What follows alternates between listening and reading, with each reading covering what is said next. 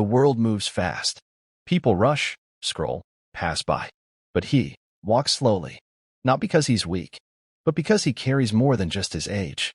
He carries memories, names, stories. His name is James.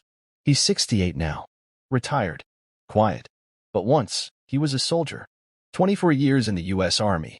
He's worn boots in the burning sands of Iraq, in the frozen hills of Afghanistan. He's heard the sounds most of us only know from war movies, only louder. Real. Permanent. There's a scar on his shoulder. A limp in his walk. But the deepest wounds? You can't see those. Every morning, he folds the American flag on his porch. Perfect corners. Precise folds. It's not habit. It's honor. He goes to the local coffee shop. Orders the same thing every day. Black coffee. No sugar. No cream. The young barista doesn't know his story. Doesn't know that James once pulled a wounded friend out of a burning vehicle. That he stayed awake for 72 hours under enemy fire. That he wrote letters home, pretending everything was fine, even when it wasn't. He doesn't talk about war. He talks about baseball, about the weather, about how he once danced with his wife in the rain after getting a deployment letter. He visits the graveyard twice a month. Section 60. Arlington. He brings fresh flowers. Never says much.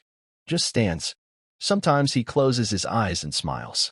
Other times, he wipes a tear when no one's looking. His uniform is still in his closet. Still fits. But he hasn't worn it in years.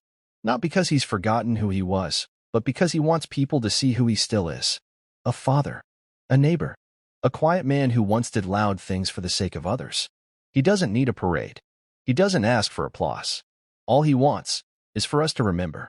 That freedom comes with a price. That someone, somewhere, stood guard so we could sleep in peace. James isn't looking for attention. He's just hoping someone will say the words he hasn't heard in a long time.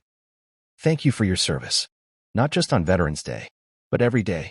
Because behind every calm, quiet veteran, there's a storm they survived, so we wouldn't have to.